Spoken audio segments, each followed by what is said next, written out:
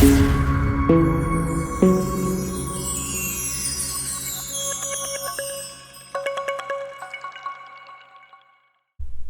guys, and welcome back to HJW Gaming. Here I'm going to bring you an update of my new season. First up, apologies that I wasn't able to stream the start of this season like I normally do. Unfortunately, I was away for the entire weekend, so I wasn't able to stream our start, so I thought instead I'd just bring you a video like this, just giving an update on the server. So the server is just over a week old. It's 9 days old. It started last Friday, and I'm recording this on the Sunday. It is shaping up to be quite a cracker, as you will see. So first up, I'll just kind of tell you the story of where we've been at, and then I'll update through the fellowships and who's where. So personally, we are in Gondor, and we started down here in the kind of Horondor area, picking up Horondor and Harad earlier on. You can see that's where the vast majority of our tiles are. With Gondor, of course, the problem always is you've got quite a long way to get up towards the centre of the map, which we've been trying to do. And you can see there's a lot of other fellowships kind of battling around to also join us here as well. Before I talk through kind of the various different fights, I will talk through who is where. So if I open up the kind of leaderboard, I can show through the various top fellowships. So we are playing with Dawn as our kind of Gondor, you know, our fellowship. So the second fellowship within, or you know, as far as production goes, the first fellowship within Gondor. And we've built up quite a strong amount of production, 3.1 million between us, which is very, very good. And then you have Bull here, which actually we played with last season. So same as Dawn, we played with Dawn last season as well, and we ended up against Bull, which is a mix of Burning. I think it was a fellowship called Burn and another fellowship called Herd, and they've merged into one called Bull, and they are in Erebor, so of course in the northeast of the map.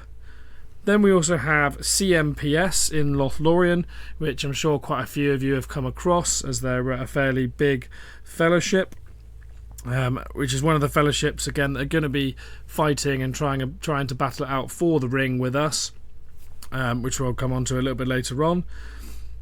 In fourth we have, I don't want to say it, but Turd in Mordor. So they are again a very big eastern-based fellowships. There's quite a lot going on here in the east with Gondor, Mordor, Erebor, and to some degree I suppose Lothlorien as well, with their newly adjusted starting position, all are kind of east of the Misty Mountains. Then of course you have Home, the fellowship I've been a part of for a long time, and then just below us we have Isom and Morg as well, which are the two Isengard factions, so two full fellowships of very, very strong players. Just below them we have Neon, which is Lothlorien's second faction. So you can see the two Lothloriens together have got about 2.8 million production, so we're only slightly below Gondor. 2.6 for Isengard, so that puts them probably third at the minute as far as production strength goes. And then you have also you have the two Linden fellowships, so you have Fear here as well, which is Kingdom of Fear, and you have Theo, which is another fellowship that we've come across before. They go by kind of two different names. You've got Theo and you've also got DNSR, and they're the same fellowship. We've played with DNSR previously. We had them as a Kingdom partner in a previous season which we streamed. Down 11th we have the second Mordor faction, so you put those together and Mordor has 2.5 million production, so just I think that's, what's that, fourth in production. And then I don't think we see Rune here as well as Rohan, and then you have the second Bull fellowship for Erebor sitting them at about 1.8 million. So you can kind of see where the strength on the map is going to lie and how things are going to slowly pan out. So now if I go back to the map, you'll see that we have so Gondor's moved up towards the ring, and you'll see there's quite a few little battle pings floating around. As well as us moving north, of course we haven't picked up quite a few of these keeps yet, as we had to move quickly, as it's not quite as far distance wise for Lothlorien to come south as it is for us to come up from the to come down from the north as it is for us to come up from the south, so we had to move quickly. And what happened is Lothlorien actually picked up a few of their passes before us, same day, a couple of hours before, and also picked up Southern Anduin Vale.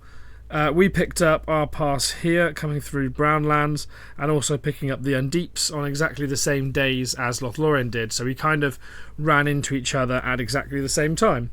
And the majority, therefore, of our combat has been around this tunnel system here, which is kind of access between Undeeps and Amon Lunk there.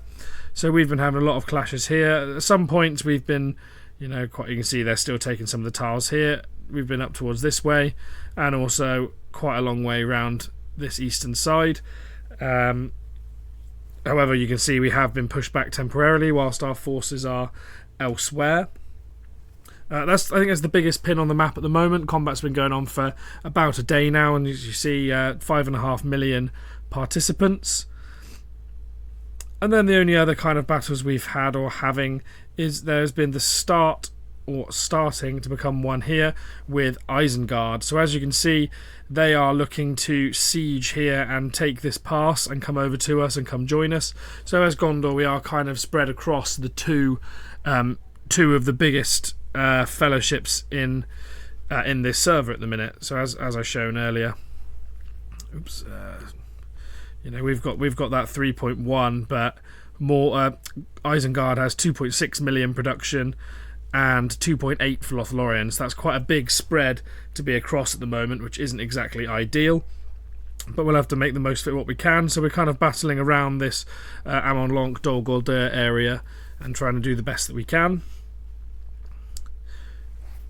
In the very west, there aren't really a lot of scraps going on. This has started today, which appears to be Lyndon putting a little bit of pressure on. I thought it was Lyndon putting a little bit of pressure on Isengard, but it actually appears to be kind of friendly, trying to level each other up.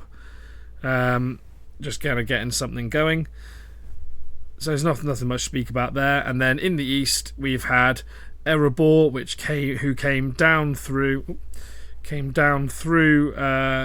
Selduin Vale, picked up the pass here into East Bite, and then also picked up the pass through to Dorwinion and started hitting through Rune.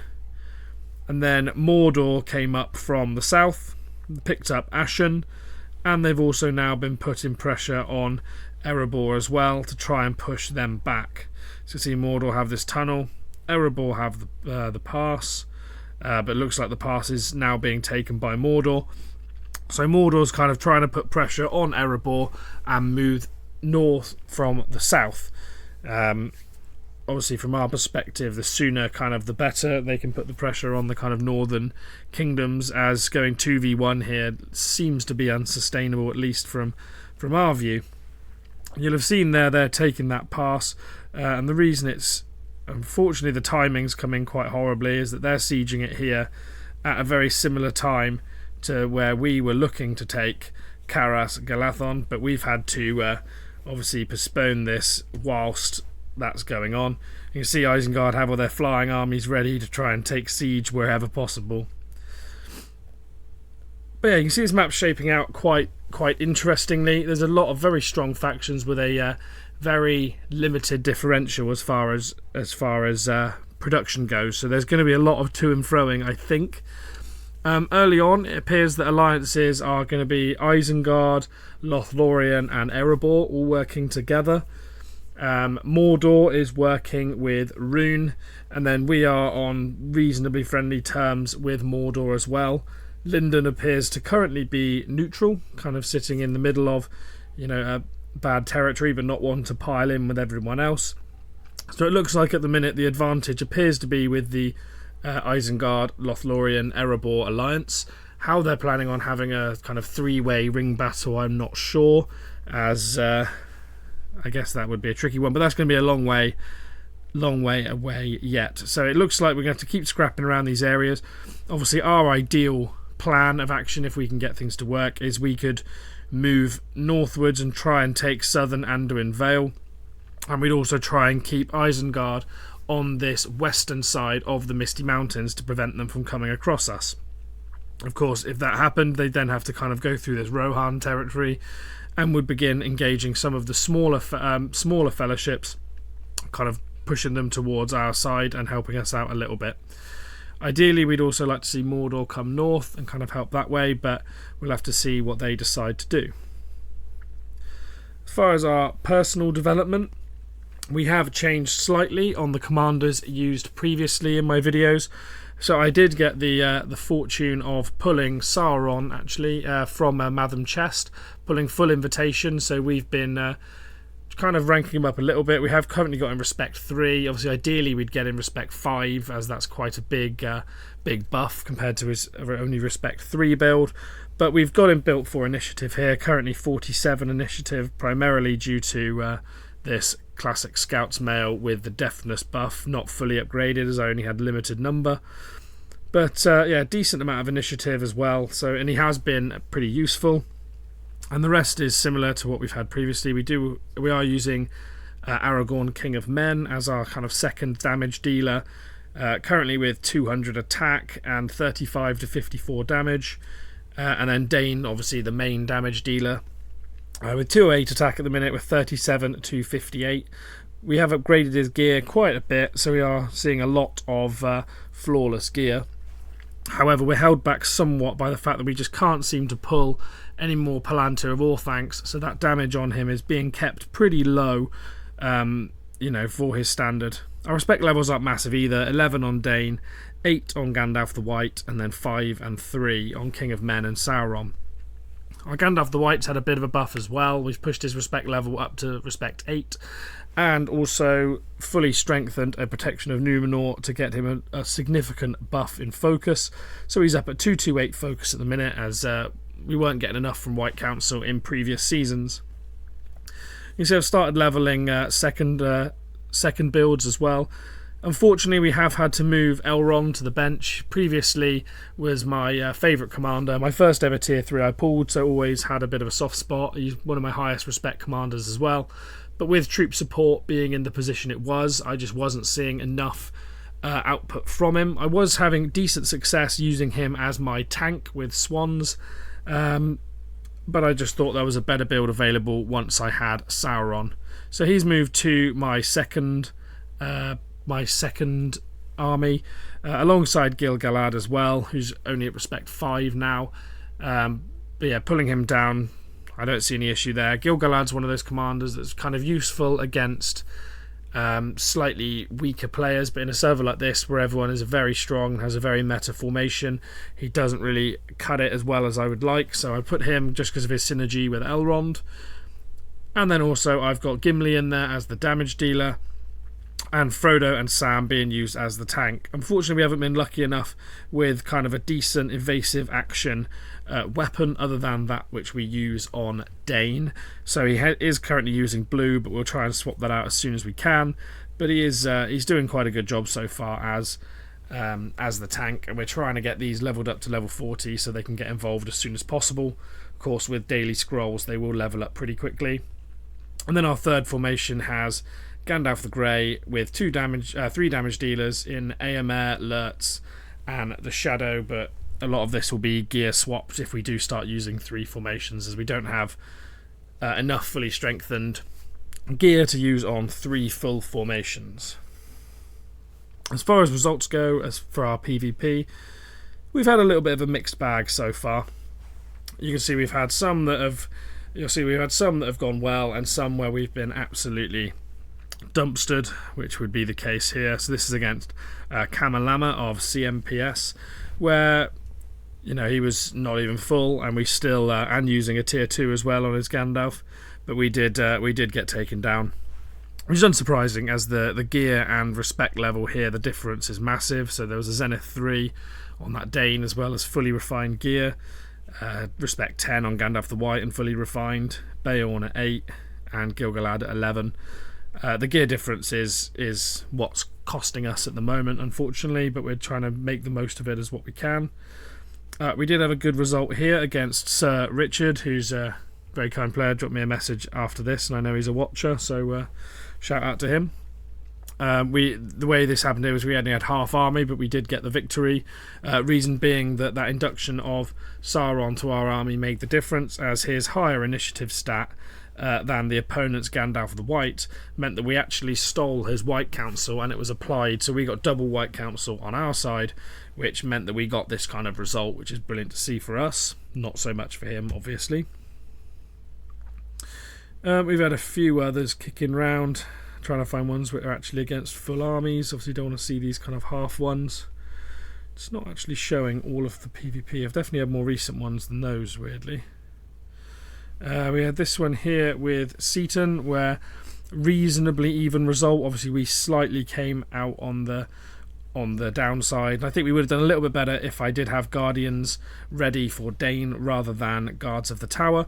But we got a nice 110k here actually from Aragorn, King of Men. At only respect 5. He actually has been putting out some brilliant damage numbers, so I am enjoying using him, and I don't have Beorn at the moment, so he's the best option I do have.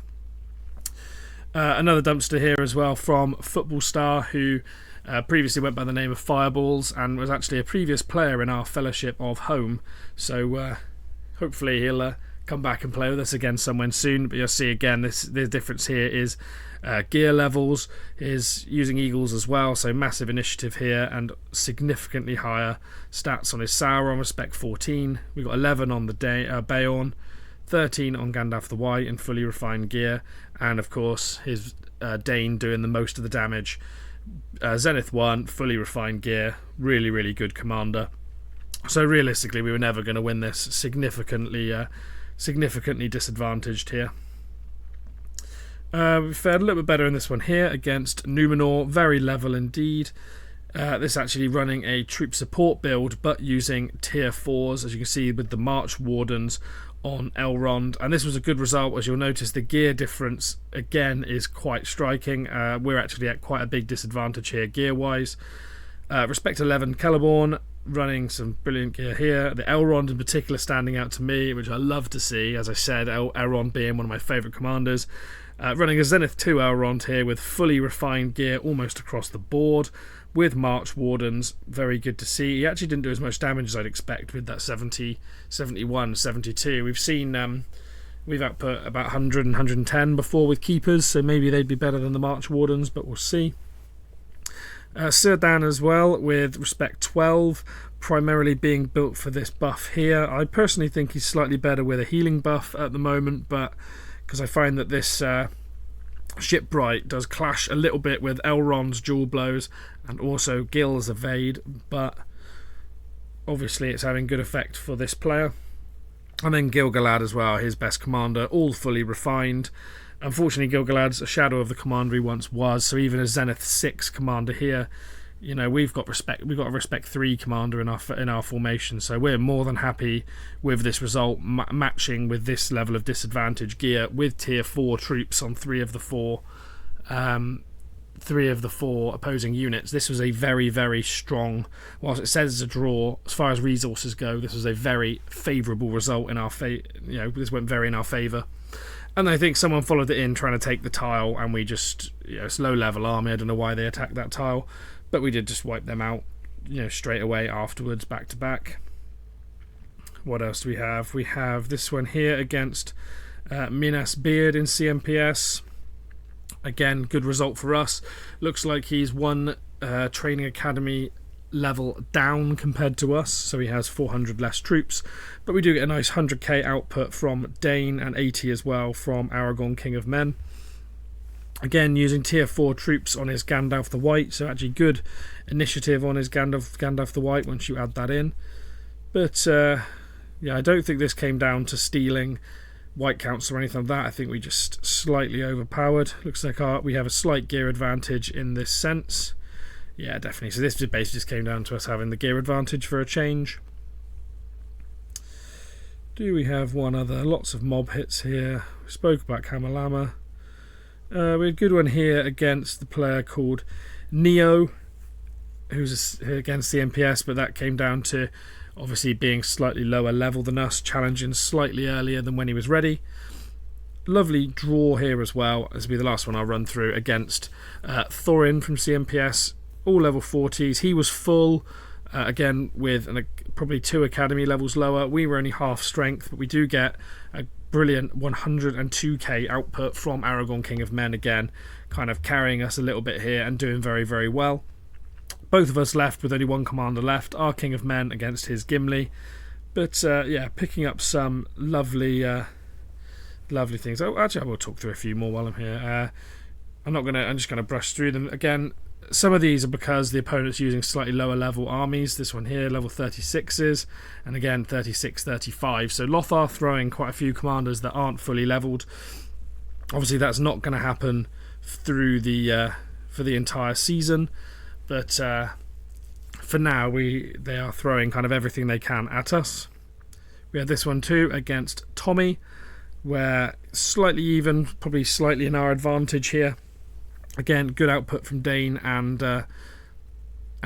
King of Men, but the use of 2 tier 4s that got fully zeroed again means that the resource-wise, this was definitely in our favour. There's one here somewhere where I take out a full range of tier 4s, but I don't think I'm going to find it. Maybe it's one of these ones. But yeah, again, low-level armies taken down. 35 and 38, so 2 hits there without zeroing ourselves. Hoping to find this one here, and we got another double hit here. Again, lower level armies, as I said, and then we hit Rainer here, who's all level 40s and tier 3 troops, but I think we had quite a reasonable gear advantage, as you'll see. So yeah, we did get a very, very good result here, and of course all of these are picking up good amounts of experience and pushing us towards the next level. We're actually surprisingly not 41 yet. So yeah, quite a few reports there. As far as season kind of contribution is going, if we look here, we are quite high in the home and Dawn leaderboard at the moment. As far as home goes, we are the highest player. With a couple of Dawn players a little bit more involved. Obviously, it's very early season yet, but yeah, it's a good start from us. We are getting a lot of PvP underway. The cost of this, of course, is we are having to train troops, so we haven't got as far as I would like in our building. So I'm currently building Main Hall 10 with another 28 hours left, and obviously the reason I want that is so that I can start building Swan Knights from the Swan Knight stable. Some players might have sat back and not got involved while they wait for these, but I'd rather just get straight in and not fall to too much of a disadvantage early on. So yeah, that's kind of the overall story so far after 1 week. I will keep producing these every week to try and keep everyone up to date, so we can see the progression of our server. As far as I can see so far, I think it is swinging towards the way of a Lothlorien Isengard victory. But hopefully we can turn that around going forward. That'll all depend on significant structures like passes and, of course, keeps being taken. The 5 and 10 minute timers do have a huge bearing on current movements. It means it's very stale at the second, so we'll see how those continue in the future. If you have enjoyed this, please drop a like and please consider subscribing. And let me know what more you want to see from me as far as Rise to War content goes. I will be trying to produce more often, so please let me know if there's anything you are looking for. And with that, I've been HJW Gaming, and I hope to see you on the next one.